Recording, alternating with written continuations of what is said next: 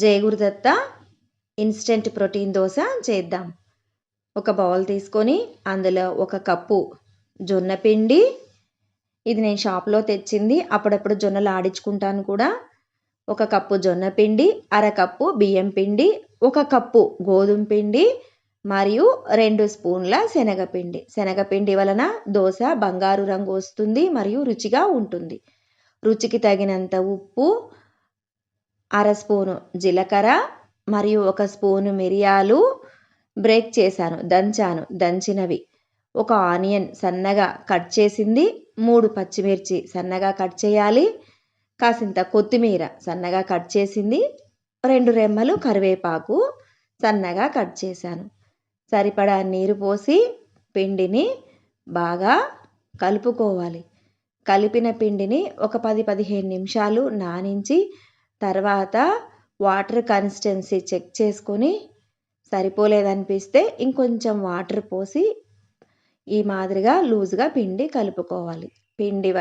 తర్వాత చట్నీకి రెడీ చేసుకుందాం. మిక్సీ జార్లో నేను 1 కొబ్బరి చిప్ప వేశాను, 1 చిప్ప కొబ్బరంతా వేశాను, 2 రెమ్మలు పుదీనా, 1 చిన్న కప్పు పప్పులు, రుచికి తగిన ఉప్పు మరియు 4-5 పచ్చిమిరపకాయలు వేసి చట్నీ ఆడించి పక్కన పెట్టుకున్నాను. చట్నీలోకి పోపు 1 స్పూన్ నూనె వేడి చేసి అందులో పోపు దినుసులన్నీ వేసి అవి చిటపటలాడాక 1/2 స్పూను కూడా కాదు, 1/4 స్పూను ఇంగువ వేసి 1 మిరపకాయ మరియు 1 రెమ్మ కరివేపాకు వేసి పోపు పెట్టాను.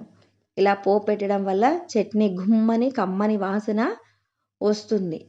పోపును తీసుకెళ్ళి ఇప్పుడు చట్నీలో వేసి చట్నీని మనము పక్కనుంచి దోశను వేసుకుందాం. దోశ పెనం బాగా హీట్ అయిన తర్వాత మీడియంలోకి అడ్జస్ట్ చేసుకొని వాటర్ చల్లితే సౌండ్ వస్తుంది, జుమ్మని సౌండ్ వస్తుంది. తర్వాత ఆనియన్తో వాటర్ అంతటినీ కూడా తుడిచేయాలి. ఆనియన్ రుద్దడం వల్ల దోశ అతుక్కోకుండా లేస్ వస్తుంది. ఒకే లేయరు ఒకటేసారి వేయాలి.